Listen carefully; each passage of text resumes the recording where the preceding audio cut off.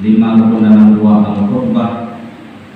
Mari kita renungkan sama-sama sebuah hadis dari Abu Qatadah yang diriwayatkan oleh Imam Bukhari. Murra ala Nabi sallallahu alaihi wasallam bil janazah.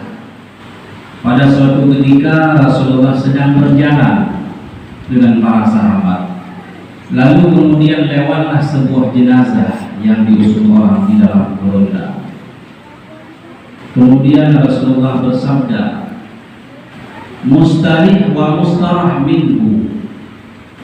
Para sahabat tidak mengerti apa itu mustarih wa mustarah minhu. Lantas para sahabat menanyakan kepada Rasulullah, "Ma huwa mustarih wa mustarah minhu ya Rasulullah?" Apa maksud dan artinya daripada ucapan Rasulullah tersebut? Rasulullah menjawab, mustarih adalah orang yang beristirahat, wa mustarah minhu orang yang mengistirahatkan orang lain. Maknanya apa? Jenazah itu, wahai sahabat, dua kemungkinan. Kalau bukan dia mau istirahat dalam kuburan, tentu dia mengistirahatkan orang lain. Artinya adalah orang yang istirahat di dalam alam barzakh ketika dia mati atau wafat adalah waktu di dunia dia dalam keadaan susah, dalam keadaan hina, dalam keadaan selalu dicaci maki, padahal dia taat kepada Allah, tidak pernah bermaksiat kepada Allah. Kalaupun khilaf, cepat-cepat dia bertobat kepada Allah. Salat ada, puasa ada, haji ada, berinfak ada, mengikuti majelis ilmu ada, mengajari kepada orang-orang yang bodoh agar merdeka daripada kejahilan, daripada api neraka. Selalu berubudiyah kepada Allah. Dari sejak kecil dia sudah menderita tapi taat kepada Allah. Dari kecil begitu dia lahir daripada rahim orang tua, sudah meninggal orang tuanya, baik laki-laki maupun perempuan. Kemudian dia diantarkan oleh orang ke tempat panti asuhan. Di panti asuhan juga dicaci maki, sehingga dia besar dengan cacian orang. Tapi dia selalu istiqamah kepada Allah, karena dia selalu ingat bahwa Allah lah tempat bergantung, bukan pada manusia. Keluar daripada panti asuhan, sudah dia mengerti tentang keagamaan, menikah dengan seorang perempuan yang sangat bejat dan sangat durjana, tapi dia selalu mengatasi masalah-masalah itu, sabar di atas sabar, karena bahwa itu adalah takdir daripada Allah. Cara mensikapi bukan dengan cara membunuh diri, bukan dengan cara minum racun dan semacamnya, karena dia mempunyai ilmu, selalu taat kepada Allah. Kalaupun ada orang yang susah, orang yang hidup di bawah garis kemiskinan, selalu dia membantu, menolong dengan secara ikhlas, tidak pernah mengingat kapan dia akan membantu saya di kemudian hari. Tidak.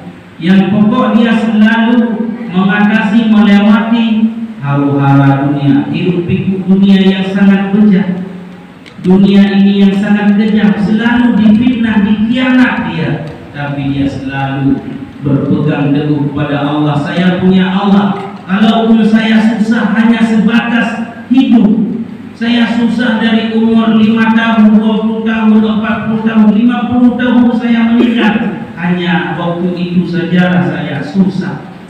Jadi orang yang susah dengan catatan dia taat kepada Allah ketika mati, inilah makna ucapan daripada Rasulullah, mustarih.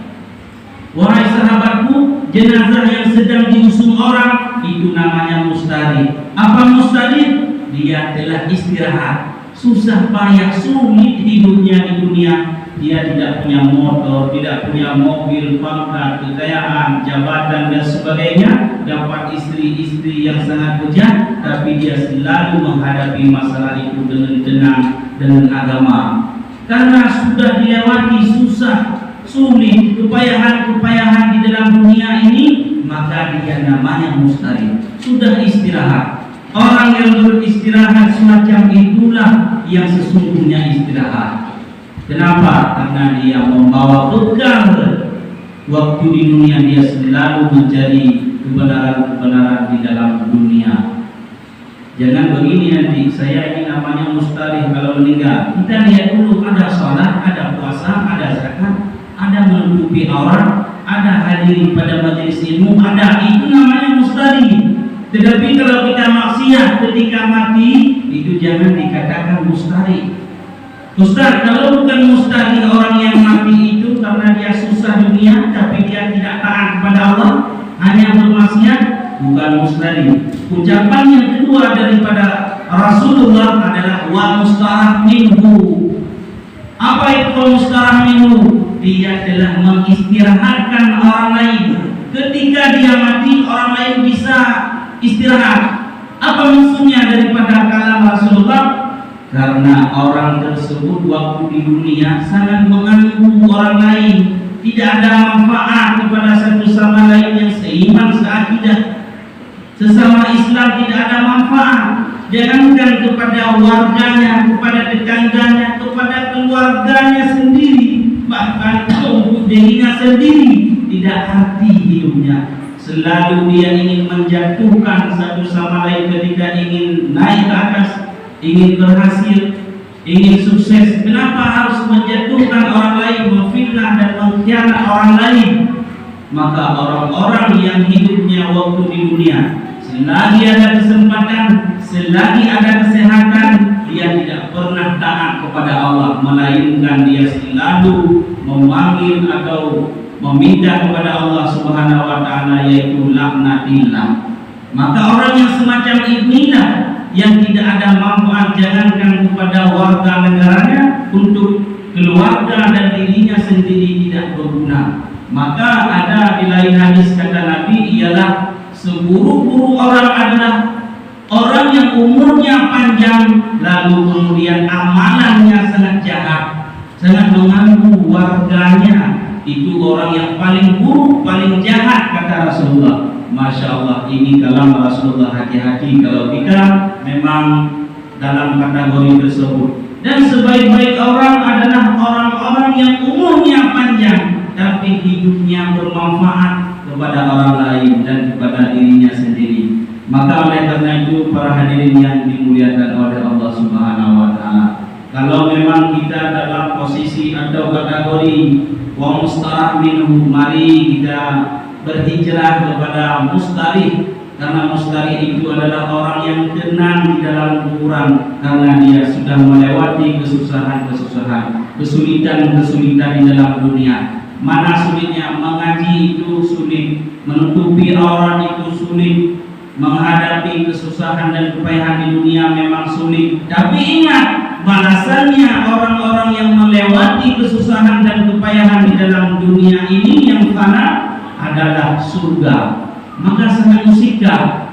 Maka oleh karena itu orang yang susah hidup di dalam dunia akan senang nanti di akhirat. Kita balik, orang yang bersenang-senang, orang yang berleha-leha, orang yang terlena dalam kemaksiatan, dia senang dan puas batin di dunia. Tapi ingatlah, nanti di akhirat gelap dia akan mendapat siksa azab yang cukup panjang. Kalau orang cerdas itu adalah dia memperhitungkan kesenangan akhirat, dia abaikan kesenangan di dunia yang sangat sementara. Kadang-kadang kita hidup di dunia ini dipuji setembesi atau sekota Batam, hanya sebatas itu, tapi di akhirat nanti tidak demikian. Maka oleh karena itu para jamaah yang dimuliakan oleh Allah, ini hari kesempatan untuk kita berubudiah kepada Allah. Dalam kitab Majalis Susaniyah pada halaman 7 dijelaskan, fa innal yawma amal wala hisab wa ghadan hisab wala amal. Hai manusia, ini hari adalah hari kau tumpuk-tumpuk amalan kebajikanmu atau amalan keburukanmu tanpa dihisab. Kau lakukan yang baik, kau lakukan yang jahat, silahkan. Kenapa? Karena ini hari adalah hari untuk kita beramal, tidak dihisab, maka kita serta-merta, kita senang, kita puas, tidak mengingat macam-macam karena tidak dihitung. Kita nggak salat, kita buka aurat, kita zalimi orang, biasa saja. Kenapa biasa saja? Dikarenakan tidak dihitung. Tapi ingatlah nanti di akhirat, kalau kita sudah dihitung berapa banyak kesalahan yang kita kerjakan, berapa banyak kebaikan yang kita usahakan, itu semua akan dibuat perhitung. Bagi orang-orang yang banyak amal kebajikannya, maka dia akan senang, dia senyum. Tapi sebaliknya, bagi orang-orang yang banyak ketika dihitung amal keburukan dan kejelekan, waktu itulah dia menyesal yang tiada tara. Dia nangis, bukan air mata biasa yang dia keluarkan, tapi kata Allah, orang yang menyesal nanti di akhirat adalah la tanfa'un nadimin, menyesal yang tiada tara. Air mata darah sekalipun kau keluarkan dari matamu tidak arti dan gunanya. Maka sangat berarti, sangat banyak nilainya di sisi Allah bagi kita yang menyesal selama kita masih nyawa di kandung badan, nyawa kita belum sampai ke tenggorokan, maka menyesal itulah sangat berguna dan berarti. Saya rasa hanya sekian dan demikian. Cuma pesan terakhir daripada saya kepada jemaah sekalian, kita silahkan mencari uang, mencari harta, silahkan bekerja di seluruh instansi atau PT, lembaga, silahkan. Tapi jangan lupa kita beribadah kepada Allah. Untuk apa hidup mewah kalau kita jauh dengan Allah? Hanya sekian dan demikian. Sekarang kita masuki dalam 52. Alhamdulillahi Rabbil Alamin. Asyhadu an la ilaha illallah wa asyhadu anna Muhammadan Rasulullah. Allahumma shalli ala sayyidina Muhammad wa ala alihi wa sahbihi ajma'in. Ya ayyuhan nas ittaqullaha haqqa tuqatih wa la tamutunna illa wa antum muslimun. Bismillahirrahmanirrahim. Wal 'ashr innal insana lafi khusrin illa alladhina amanu wa 'amilus salihati wa tawasaw bil haqq wa tawasaw bis